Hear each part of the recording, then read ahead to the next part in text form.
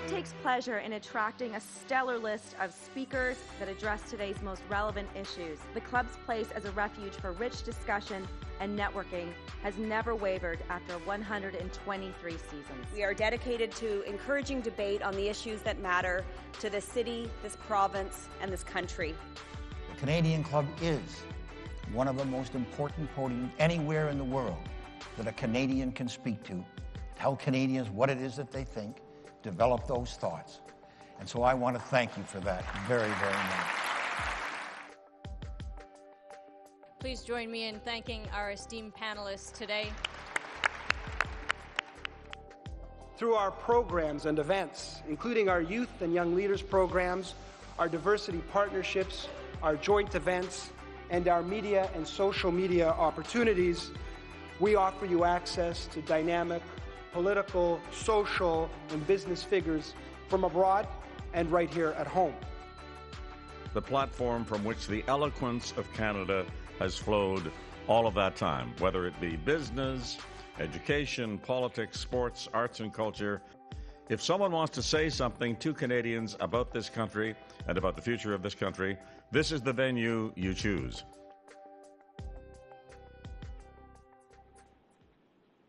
Hello, everyone, and welcome to the Canadian Club of Toronto. My name is David Simmons. I'm your president-elect of the club, and I appreciate you making time to be with us today. EllisDon has transformed itself from an old-school crane and concrete contractor into an entrepreneurial pioneer, striving to change the way construction projects are conceived, executed, and maintained over their lifetime. Today, we're joined by Geoff Smith, CEO of EllisDon, to hear about how the company got here, how it very nearly didn't, and why employee capitalism is a key to a prosperous future.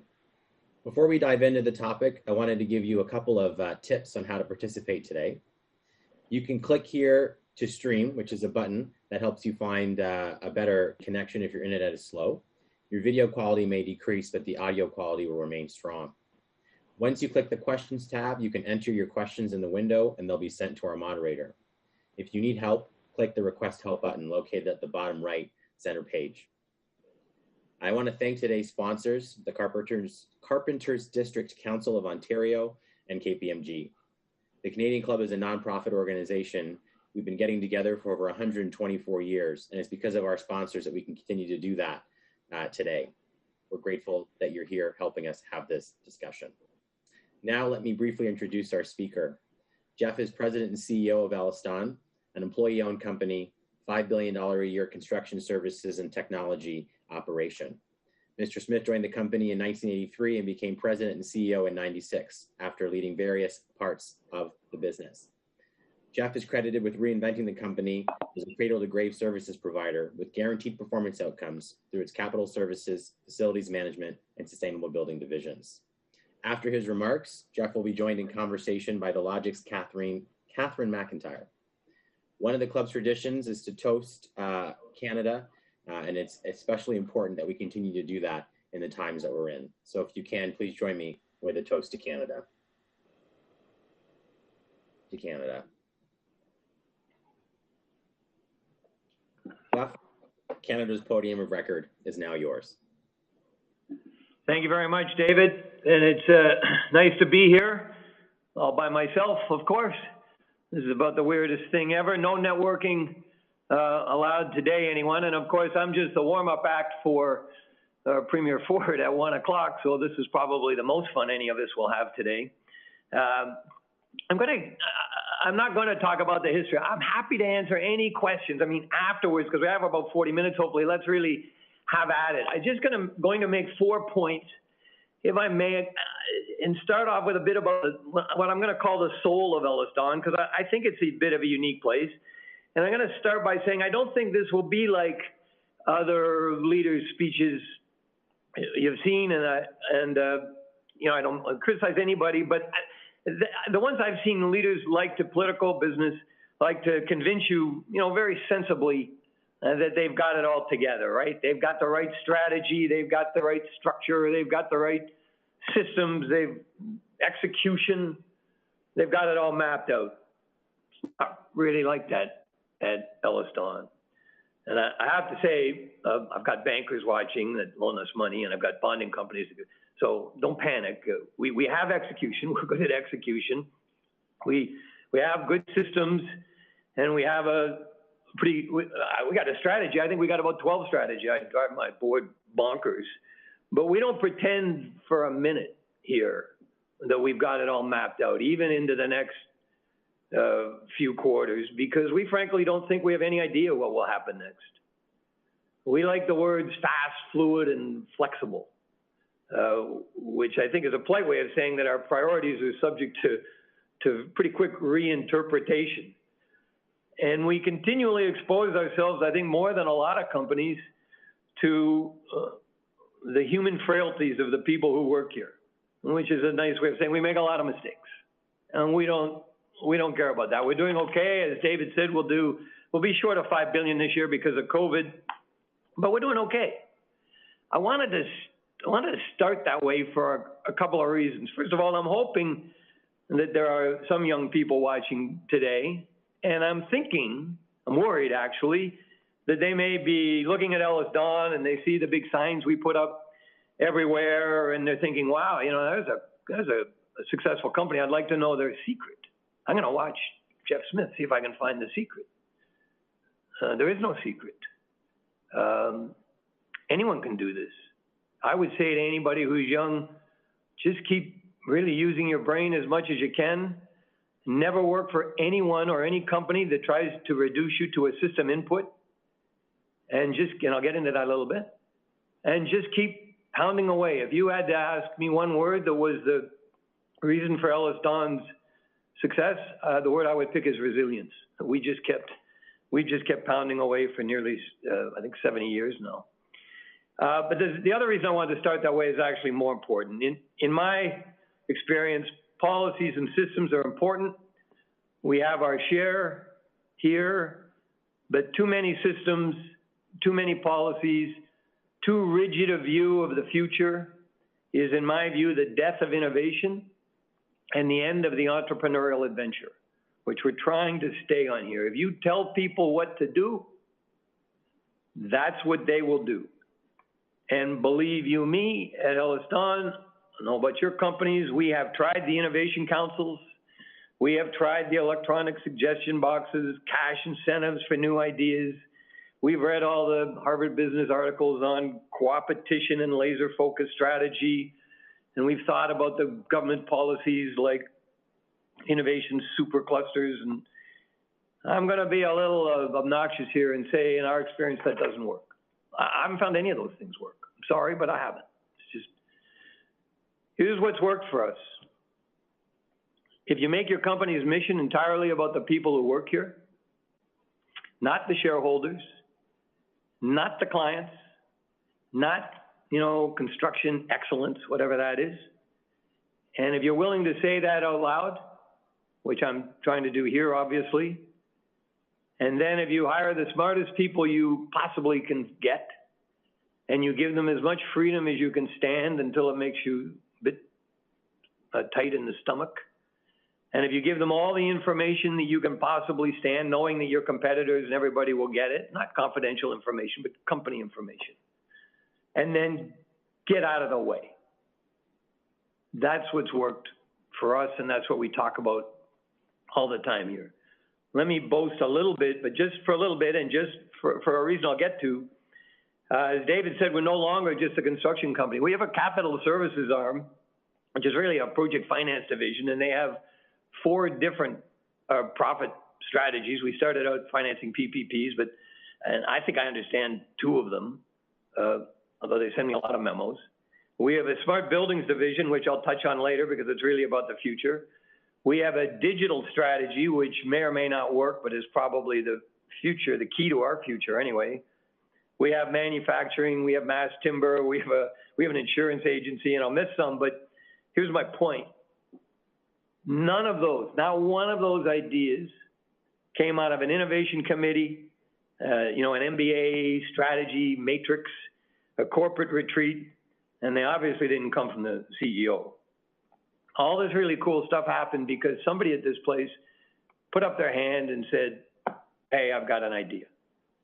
And I got to tell you a story because sometimes they don't even tell me about their ideas. The happiest moment of my life at EllisDon, I went downstairs, this is about 6-7 years ago, and I was looking for the head of our construction sciences department.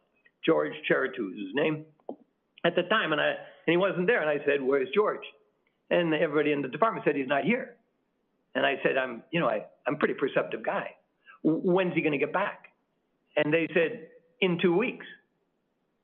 And I said, "Well, that's kind of a long lunch. Where the hell is he?" They said, "He's in China." I said, "Well, we don't have anything going in China. What's he doing in China?" They said, "Well, the new formwork system that he invented, he went over to China to see if he can get it manufactured over there." And being the on top of it CEO that I am, I said, "What new formwork system that he manufactured?" He was just off doing it. And if I wanted anything on my gravestone, I think I put that story on my gravestone. I just was so happy when I was walking back upstairs. So I'm going to tell you, I'm going to suggest to you as politely as I can that if innovation is the key to Canada's future prosperity, as we all say it is, then I think I've just told you everything I've unlearned about it. Here's something I think I've learned about it. The question is, how do you get that superintendent, that junior coordinator, that whoever it is in the company to put up their hand in the first place? Because we all know that's the hardest part. They have great ideas, but for some reason, they don't want to bring them forward. And the best answer that we've come up with here is that we've let everybody know that we trust them. We talk about it and talk about it. And more importantly, I think they'll put up their hand if they know the people around them trust them and have their back to come up with stupid ideas, to try new things, to go to China. And that's really scary stuff because policies and procedures and approvals are all very comfortable. They may be mediocre, but at least they're consistent. And most importantly, they absolve everybody from blame. I just followed I just did what you told me to do. And like I said, if you tell them what to do, they'll do it. And the other thing is, as I said earlier, we get a lot of mistakes. And we get some profound screw-ups, people doing things because we trust them rather than because they were told what to do. But we get some flashes of brilliance. I think a little bit of chaos is okay if people trust one another. So it's the best we've done on innovation around here. But here's the second reason I think people put up their hands, and this is my second point that I'm going to make, around here anyway, in my experience. It's because they own the joint. I'm sort of an unapologetic corporate socialist. I'm a champion of free enterprise, but I've stopped calling myself a capitalist because I don't really understand why capital is on top. Why does equity get all the money? Who made that rule? I don't agree with that rule. I just don't. I'd argue this. We'd all agree that all your employees need to be paid competitively, properly, and we'd all agree that equity requires a proper return on investment. Of course they do. But what do you do when the returns of the company are prosperous enough that they exceed both of those norms? Most companies, equity gets it. I think, frankly, it should be split between the equity that enabled those great gains and the people who actually earned that money. I'll tell you my proudest 3 moments of this company pretty quickly. In 1996, my brothers and sisters and I bought the company from my dad. And frankly, I'm sorry if this seems so promotional, but more about them than about me. Excuse me. It was an act of entrepreneurial courage. They and I didn't have a lot of money, and we just did it. But more importantly, 4 years later, in 2000, we froze that equity, such as it wasn't very much, about $20 million, and gave 45% of the company to the employees for free, going forward, for free. And then in February 2020, the third one was just a year ago almost, we signed a deal with the employees to sell them the rest of the company at book value over time. So we'll be 100% employee owned. Now, I get that this is not a new idea. Hell, our main competitor did it a generation ago. And other people do. Private equity gets it, right? They love to give management teams a piece of the equity because they know that it enlarges the circle. I'm not saying this is new. I am saying it's a terrific idea around building prosperity, and I'm going to suggest to you, maybe a little belligerently, that our governments don't get it yet. The U.S. has a hugely successful ESOP program, Employee Share Ownership Program. The U.K. has something called EOT. I think it stands for Employee Ownership Trust. Canadian governments have nothing. For me, if we want to increase productivity, innovation, and prosperity in this company, if we want to keep the money here in Canada rather than in the pockets of big multinational shareholders, I would forget the superclusters. I would copy the U.S. ESOP structure. We could do it in a month. The benefits would be instantaneous. I don't know what's stopping us. And that, my friends, is as I said, my rather truculent offering to Canadian public policy for it today. My third point is, just let me talk about construction a little bit. But, everybody thinks we're this dull, boring, meat and potatoes, lunch pail sort of business. And we're proud to be builders. We're proud to be doing all of that work. And we're, by the way, about 12 to 15% of the GDP.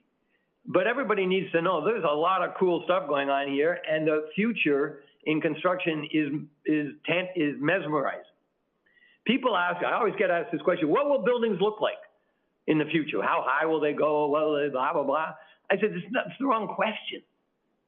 The question is, what will they do? And what they will do is become organic, digital, of course. Think about future buildings starting now, not as a structure, but as an experience. Buildings will aid and abet humanity, if we do it right, by continually adapting over the life of the building to the changing needs of the users as life goes on. These buildings will be able to change with the users themselves. They'll be able to physically adapt themselves to the changing needs of the users rather than the other way around. I think buildings will create new technologies. One of the coolest conversations I had a few years ago, we were talking about design, and one of our people said, well, where in this boardroom, where are the avatars going to stand? The buildings are getting in gear with all this.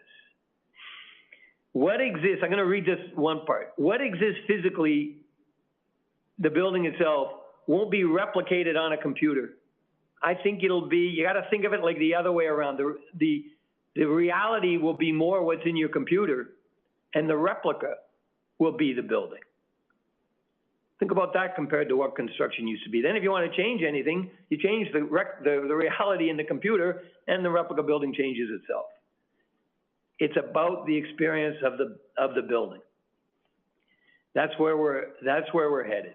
Construction is also, just so we're clear, my voice is creaking, I don't know why, is going to contribute meaningfully to a carbon-free world, starting right away. We will start and are starting to put up buildings that are consuming carbon rather than generating it. Mass timber, energy creating materials. We need to mess with our supply chain in a big hurry so that it becomes waste-free. We create a lot of carbon. We're about to put an end to that. Join this industry, you can help save the planet. We've been, as an industry, I get it, we're ranked somewhere below hunters and farmers in terms of innovation. That's all going to change. We're going to do more to change this industry in the next 10 years than any other industry. So tell your kids to join us. We're having a hard time getting people. This is a pitch, I get it, this is a pitch. But we're going to be very cool, and we're going to be very digital, and we're going to help change the world. It's a great place. And this is my last point before I turn it over and get riddled, hopefully, with your tough questions. And Catherine McIntyre has her way with me. Let's be a little idealistic and a little ambitious. We live in a small country, but we know that we have this unique miracle of our collective values of tolerance and trustworthiness and welcoming. Canada punches above our weight, period, in terms of attracting great people to this country, in terms of being welcomed when we go abroad, and frankly, in terms of setting an example. Our values are our brand. And that's not naivety, and nor is it smug, in my view. I think it's a terrific opportunity. I'd argue strongly that it's a terrific opportunity, especially at this moment, for obvious reasons. It's a fact also, I didn't know this until it was pointed out to me, business in Canada is a trusted institution, a trusted group of people, more trusted than our politicians, more trusted than the media. People actually believe in this country that we're out for the good of the country, and I believe that we are. We may be a little complacent, punch above our weight in some respects. We're not punching above our weight out there in the world stage in terms of being out there in the world, and the time is never better than right now. So just allow me to leave you with this in terms of building Canada and also being opportunistic business leaders in a world that is obviously growing colder. Over the holidays, I read this great article about George Shultz. Now, the older people will know that George Shultz, he was on his 100th birthday. He was a big wheel at Bechtel. He was Ronald Reagan's Secretary of State. He was nobody's fool, this guy. Here was his big quote on his 100th birthday. I'm going to read it to you. He said, trust is the coin of the realm. When trust was in the room, whatever room that was, the family room, the school room, the locker room, the office room, the military room, good things happened.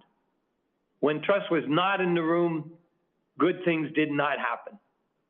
Everything else is details. That almost made me cry when I read it. I'm telling you, I got emotional. I would argue this to all of you, that without losing our values, in fact, by trading even blatantly on our values, I think we can be more ambitious about Canada's place in the world. And I think we can be more ambitious about what Canadian business can accomplish in the world and also at home. And it's not just about prosperity, although it is about that. We have every right to build as much prosperity as we possibly can here. But it's also against intolerance, it's against income inequity, poor innovation, a lack of mutual understanding, all of it. Some people tell me that trust equals weakness. Take it up with George Shultz, because no Chinese dictator ever kicked sand in his face. The guy nailed it. When there is trust in the room, good things happen. And the rest is just details. And I'm done. Thank you very much.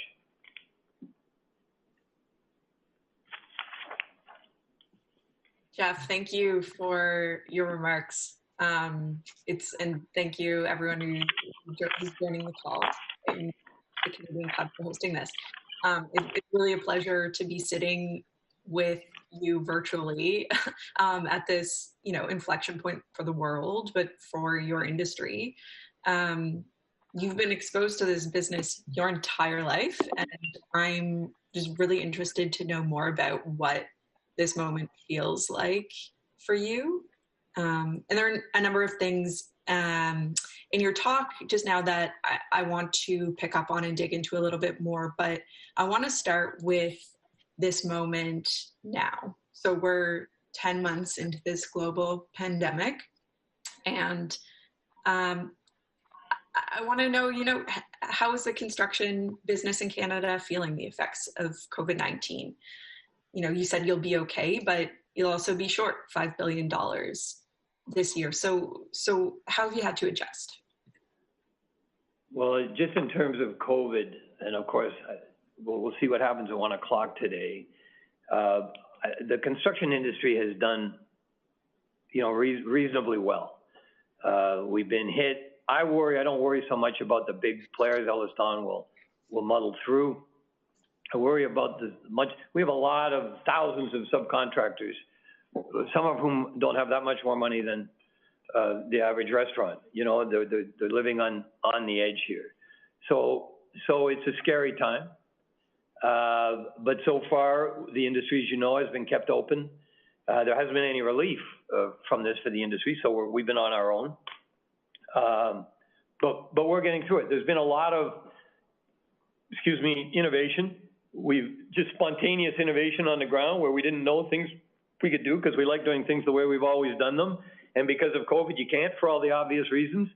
Hopefully we'll embrace those innovations and bring them back into the into the industry permanently. And I'll tell you, I'm very proud of the fact that we've been able to keep our sites clean. There has been an increase in COVID cases on our sites over the last couple of months, like everything, but the Toronto Public Health has looked at them and said, no, these are being brought to the sites. They're not being transmitted on the sites. So just like everybody, we're struggling, but if the industry continues to stay open, we'll get through it, and in some respects we'll come out stronger because of it in terms of the innovations and how good we are at what we do. I know, some companies are talking about staying remote permanently now after the pandemic, and I'm curious to know how this might affect the business long term, even after this is all done, the pandemic. If companies and people are just used now to not working in offices or going to event spaces as often. I'll be careful not to speak or advise any other companies on how they should run their shop. Obviously, on our job sites, we have what I'll call an industry frontline workers. They have to be at work. It is hard to social distance.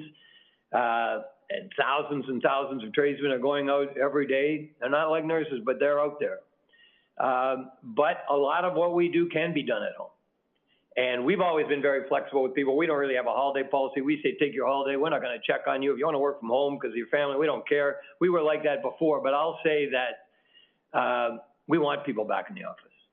That's where the culture is built. We are a company, as you can tell, built almost entirely on our culture because we have no technology, just our culture. But we want people back here, and I'm saddened that we're back where we are and that we sent people home a couple of months ago just as they started to come back. So for us, we'll be okay with it. We were always flexible, but I'd rather have people here because I don't see how to build this company with everybody at home. Just don't see it. So I have a question from someone in the audience here asking how you think buildings might change because of COVID-19 and, just the physical structure and process of building companies and the experience of being in a building. How might that change? I think it will. I think it won't change and we're not seeing that much in change of design, although I guess it's early yet. I'm not the one to answer the questions about whether the trend towards smaller condos are going to go towards bigger condos. We all know about that. In terms of commercial and retail, somebody else's guess is far better than mine. The big bet, though, I think, in terms of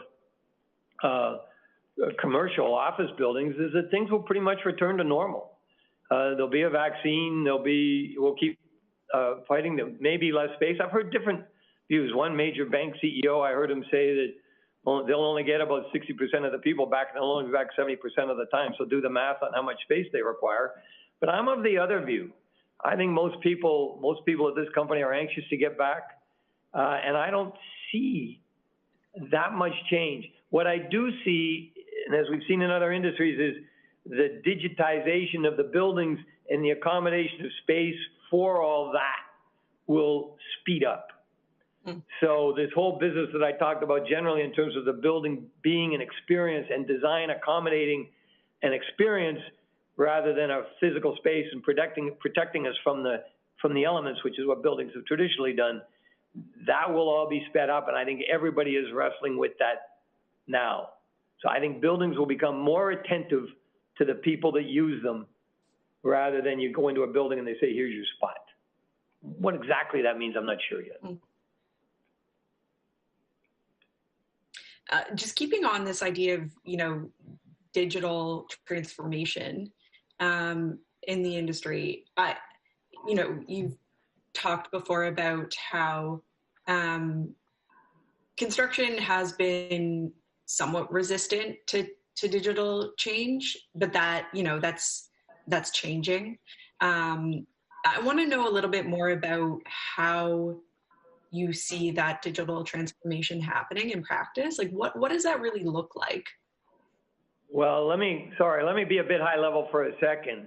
One of the things that we see changing and we're trying to adapt to this in the way we're set up here at EllisDon is I think software is merging in our industry. And what I mean by that is the software that is behind the design, obviously design is being digitized, is merging with the software that is running construction, that is emerging very quickly, which in turn is merging with the software that manages the buildings. So if you're a client, I probably have some clients watching this who will be throwing things at the screen in a few minutes, but let me just throw this out there. If those things are merging, it changes the role of the contractor. And if you're not on top of the design and on top of that software and what's happening and how the building performs after you're finished building it because your clients are going to demand that, then you're probably out of the game.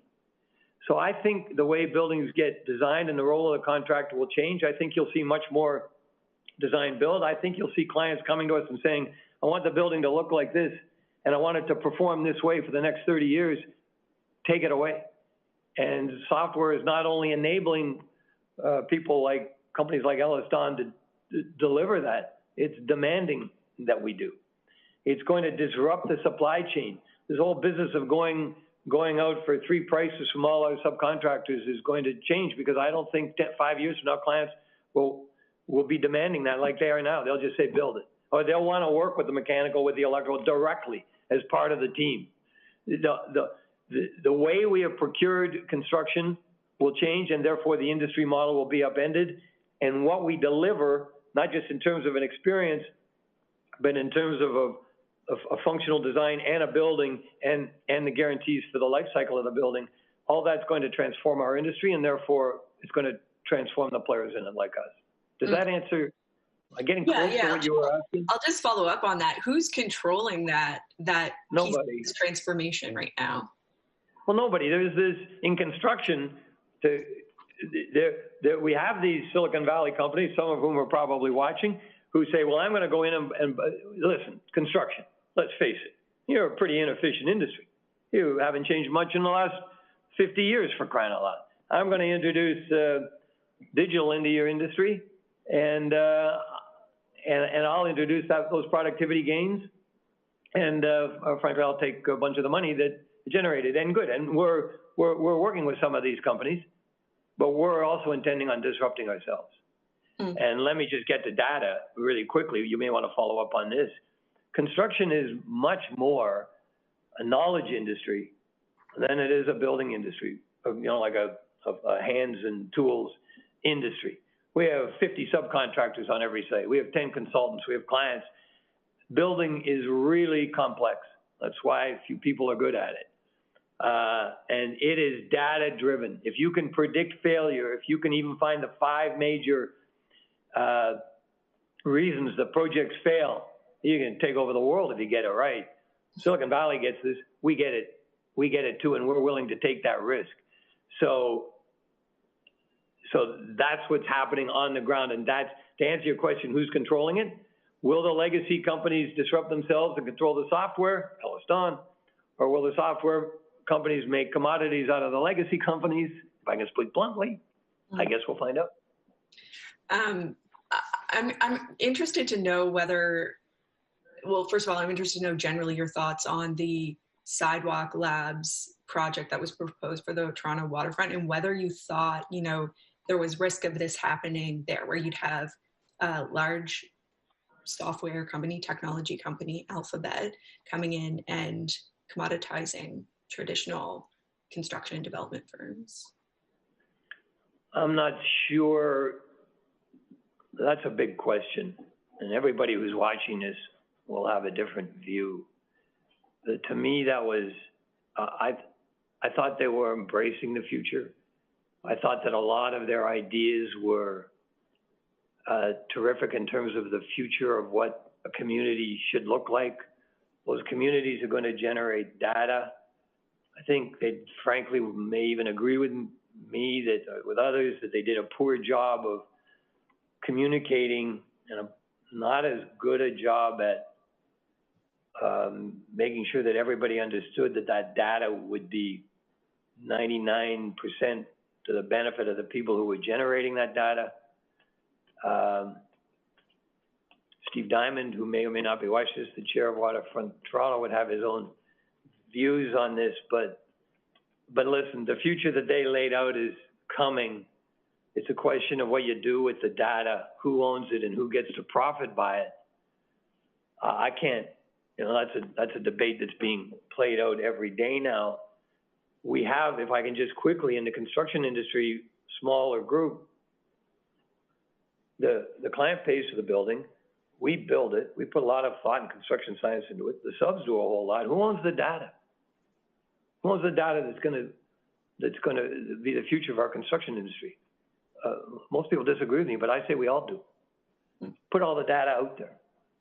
And whoever can take advantage of it for whatever their purpose is, let them take advantage of it. I believe that, like I said, I'm a bit of a socialist. I believe that all the data should be communally owned. I'm not sure Google shared that. I know that EllisDon has a whole R&D department, and my understanding is, its job, at least in part, is to develop materials and techniques for the construction process. Is software, and correct me if I'm wrong on that, but is software something that the R&D department at EllisDon is going to be placing more of a focus on? I'm not sure if I get your question exactly, but let me take a stab at it, and then you can tell me if I got it or not. We have a very big digital department, and we need to make it bigger. So all of the digitization around processes, around information, around data, we've got a large and very capable team, because as I said earlier, I believe that's our future. The construction sciences here has traditionally been more about, as you said, the materials, the methods, making sure that any innovation that we have inside the company gets shared around the company, make sure that any innovation that is created outside the company is brought into the company, and handing that off for free wherever we can, not just around the company, obviously, but to our clients. But as everything digitizes, 3D manufacturing, all of that stuff, obviously the two groups are working very closely together. Visual construction and all of the stuff that's happening, all the pre-construction of mapping out every stage and every detail of the construction. That's the digital department, the IT department working very closely with the construction sciences department. So they've got to speak each other's language. Is that what you were getting at? Yeah, that answers it. I just want to go back for a second to your remarks on, transitioning the company to 100% employee-owned business. And I'm interested to know, EllisDon had decided to, or the family had decided to sell its ownership in the company. Why not go to the public markets with it rather than employees? Yeah, and why not go to private equity, right? We looked at both. One of it is first of all, construction doesn't need a lot of companies, and so I shouldn't be so smug about employee ownership, right? Because construction properly run doesn't need external capital. Our projects, we can do $5 billion a year. It all sounds very impressive, but in fact, the projects cash flow themselves. You need money to get surety bonds, but we can generally generate that. So we don't need, unless the family or a family wants to get out, a lot of external capital to grow a business. But the family just decided, first of all, we've been telling the employees for a long time that it was our view that it should become an employee-owned company. We've gradually given them more and more shares. It's a great way for the family to get out and continue to share in the profits, frankly, in an ever-declining balance over the next 10 years. That's how long it'll take. If you take a company public, you get all the money in immediately. I just think it changes the culture of the company, and everybody knows now we're focused on quarterly statements. Now we're focused on the short term. I wouldn't know what our quarterly statements would show. It's of no interest to me. It changes your priorities. It changes the way you operate, and because we don't need the money, we don't want to take the risk on the change in culture. And frankly, if you say to the employees and the management team and all the employees, all the employees get shares, not just the management team, this is yours, rather than saying to them, frankly, this is private equity and the family's gone, I just think you got a much better shot at building a great company, which is our goal. and the family will be fine, right? They may have got more money up front if they'd have gone the other way. I know they know that they would have. They'll probably get more money over a longer term if they go this way, and you've done a good thing. And that's why we did it. Simple as that. I have a question from a listener, viewer, related to this. They ask, when you began to give more power to your employees, what other changes did you notice in the company, positive or negative? Well, it was an interesting thing. I'll tell you a quick story. We went through a crisis in the mid to late 90s, just when I came back to the company. Frankly, we were in bad shape. And for a couple of years, we did nothing but try and stay in business. And we were just putting out fires every day. And when that was over, and I finally got a chance to sit back and think about something other than meeting payroll, I noticed that nobody had left. None of the senior people had left. And think about it. Our competitors were trying to take them. The company was in bad shape. I knew it wasn't the leadership because my dad and I, frankly, were both responsible. We both screwed that up. We didn't provide great leadership. Why didn't they leave? So I went and asked them, and the best answer I got, and it changed my life, was from a guy named Rick Magicomo, general superintendent. He said to me, Jeff, I got to tell you, we talked about it. We thought about it. This group, the core group of 8 or 10, probably at that time, people that you really needed. And he said, we decided that it was a good company, that we liked working together, and that we could save it. So we decided to. And he didn't say it with he just said, that's what we decided. If you want to know the truth, I'll tell you the truth. I laughed and said, you think you might want to tell me? He said, whatever. And I said, okay, carry on. And that's what, so it's not what else changed, it's that changed everything for me. That set the culture for me. And now we say to people, you know what your job is? Go do your job. You're accountable. Don't lie. Go ahead and make mistakes, but you are accountable. You can't be a complete idiot here. And you're accountable to the person who works beside you as much as you are to your boss.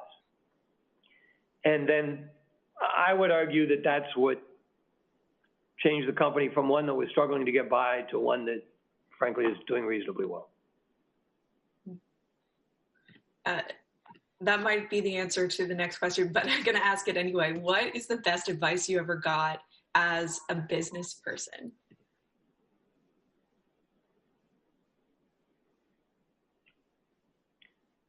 Go to where the trouble is. Tell me about that. I got that from my dad. He said, and I love to tell people, they say, tell me about your relationship with your dad. And I tell them I'm a mama's boy. EllisDon reflects my mother as much as my father, but my dad always said, the good stuff will take care of itself. You go to where the trouble is. And you make sure, because everybody knows there's trouble there, your client knows, the other employees, everybody, take care of the trouble. First of all, not only will you take care of the trouble, but people will see you taking care of the trouble and they'll know that you got your priorities straight and you're not ignoring it. I would say that's the best advice. And talk to the person. The other thing I got from my dad is talk to the person on the front line. Don't ask the area manager who's going to ask the operations manager who's going to talk to the superintendent who's going to talk to the foreman. If you got a problem in the foreman, you really want to know, go talk to the foreman. And if people at this company, everybody talks to everybody. I don't care. And if people don't like it, too bad. So go to where the trouble is and talk to the person who can really solve it. I could tell you a couple of great anecdotes, but that's the best advice I ever got about running a construction company. I guess there's been a lot of trouble in, the business, in the industry, generally the economy, the world this past year. And, on top of dealing with the pandemic, EllisDon has also had to confront, some really ugly displays of racism within the organization this year. And I just want to touch on that a little bit. You've said yourself, that the industry is far too white, that it's rife with systemic racism, and that's gotten worse in recent years. So how do you address this? How do you, in the industry and specifically at your company, and how do you get EllisDon to look more like the rest of Canada as you've committed to doing? So it's So first of all, I don't think I said, or I didn't mean to say that it's gotten worse in recent years. We've just become, certainly this summer we had, as a lot of people will know, we had nooses discovered hanging from a scissor lift on one of our job sites, targeting 2 black employees. I just never knew it was there. And I have one black woman activist, and it was at the Michael Garron Hospital in that community, said, well, if you're the CEO of a construction company and you didn't know the racism existed on your sites, you must be pretty incompetent. And I said, yeah, I'll take that. I'll accept that, because I didn't know. No. And so the first thing we did was we faced it. Some construction companies, frankly, hid their nooses. We weren't the only ones. We were just the most public, because we said there's a problem here. And I think that's the first thing you do. I think the first thing you do is you recognize that there's a problem publicly to your employees, and of course to your black employees who go, well, now at least that guy, he seems to get it.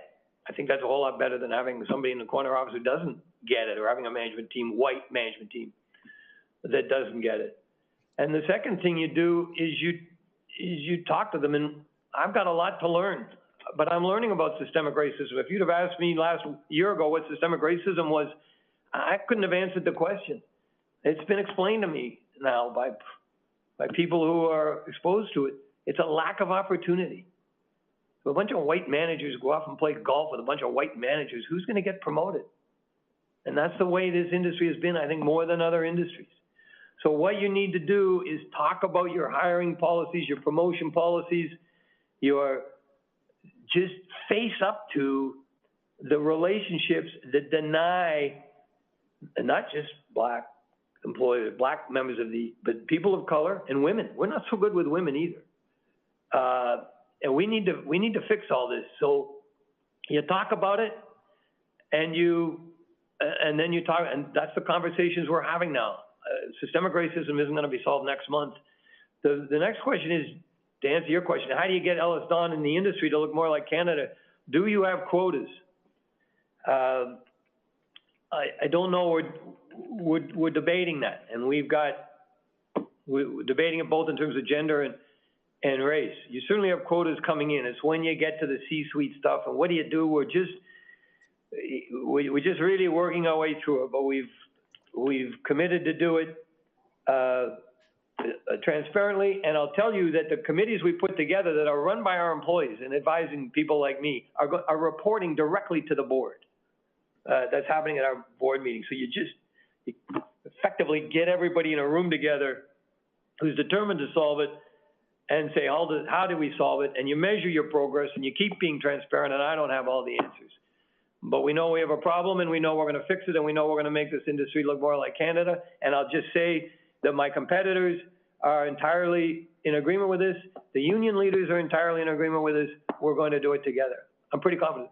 And the last thing I'll say, sorry, it's really important, is that the black employees that we have here, because anti-black racism has been the focus this summer, and I talked to those two. They weren't EllisDon employees who were targeted by it. I talked to one of them anyway who had targeted by that noose, and he said, it's okay, Geoff. I get that you don't get it. I get that you didn't get it because you only hang around with white people. He said I'm married to a white person. She didn't get it until she was married to me. She gets it now. And then he said, but now you get it. And now we'll see. I'm good with that. I have a great question here from someone else in the audience.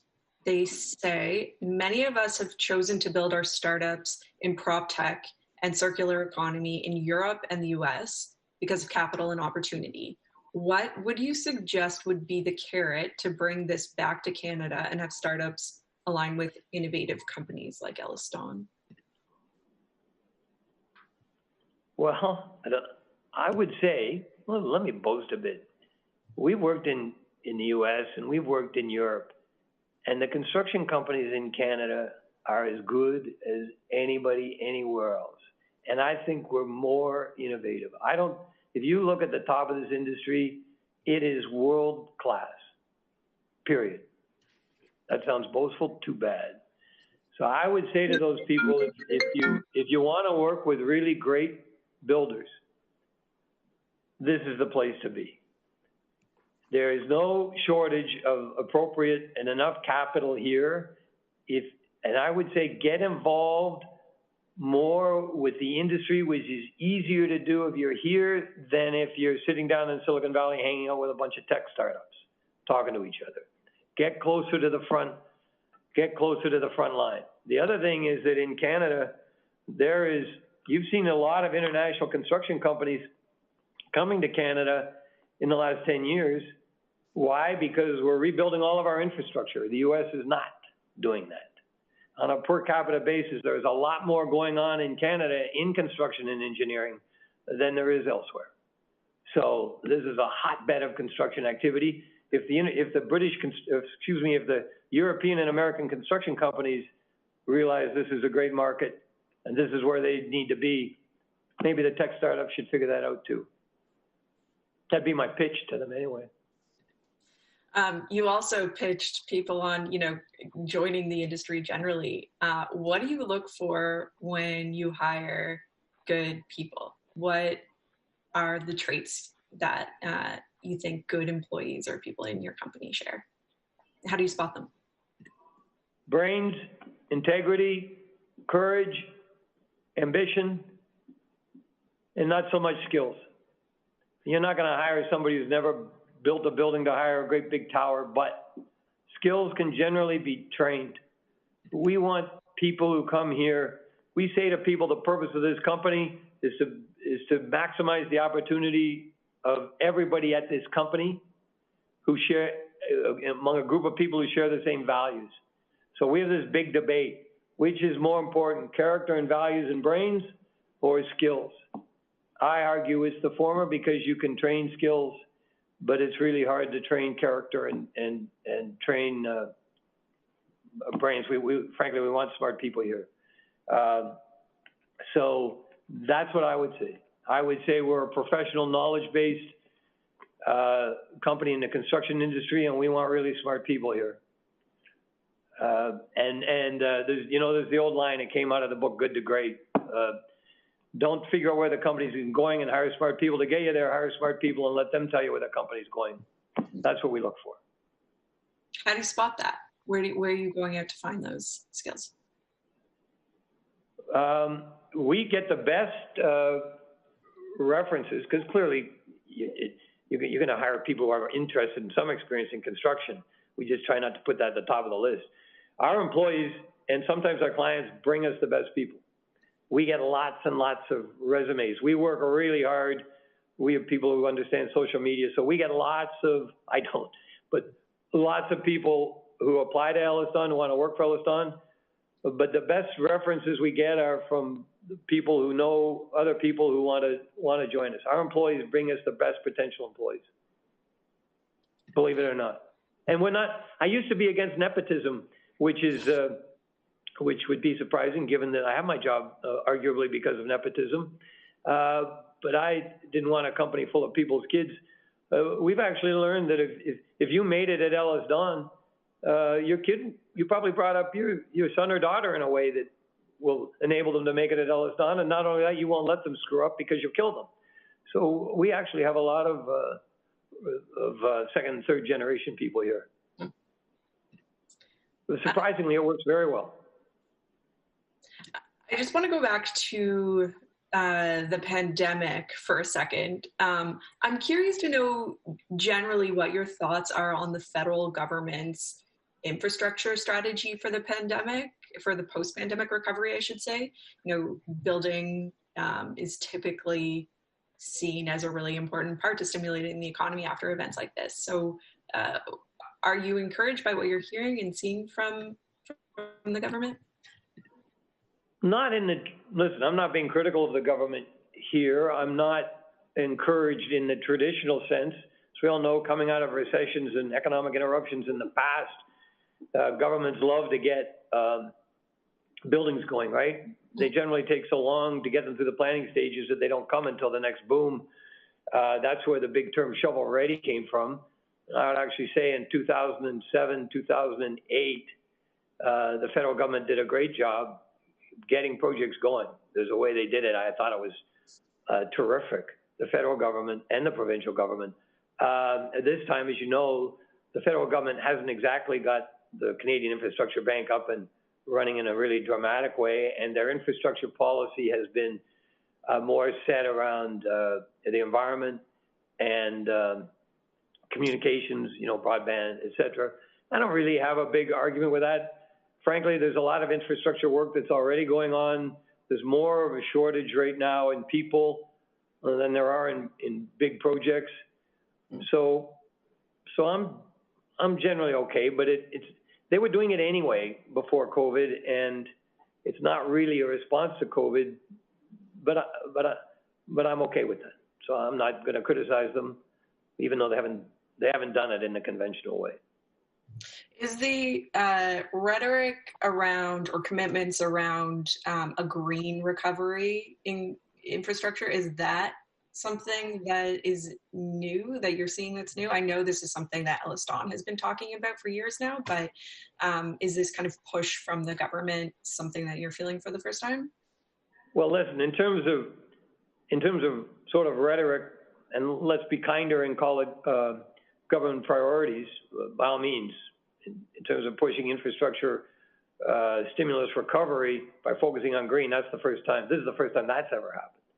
But again, you're seeing lots of attention to green buildings, to the environment. Jim Carney is saying big development deals won't be financed unless they're focused on sustainability. That's all happening independently and properly. We're all in favor, and we intend to lead the way, of course. But that's all happening independently of COVID. The federal government, of course, is being very supportive of that with what they're saying around the post-COVID stimulus. But to be fair, it was happening anyway, and all the better for it. So it's terrific. The industry has a terrible record in terms of its carbon footprint, but we're working very hard on it. Not we, EllisDon, but we, the industry, and you're going to see a change. I don't think it's a COVID thing. I think it's a global crisis thing. That'd be my view. We only have a couple more minutes left here, and I'm going to make my last question for you, one from the audience. Someone asked, what is your biggest hope for 2021?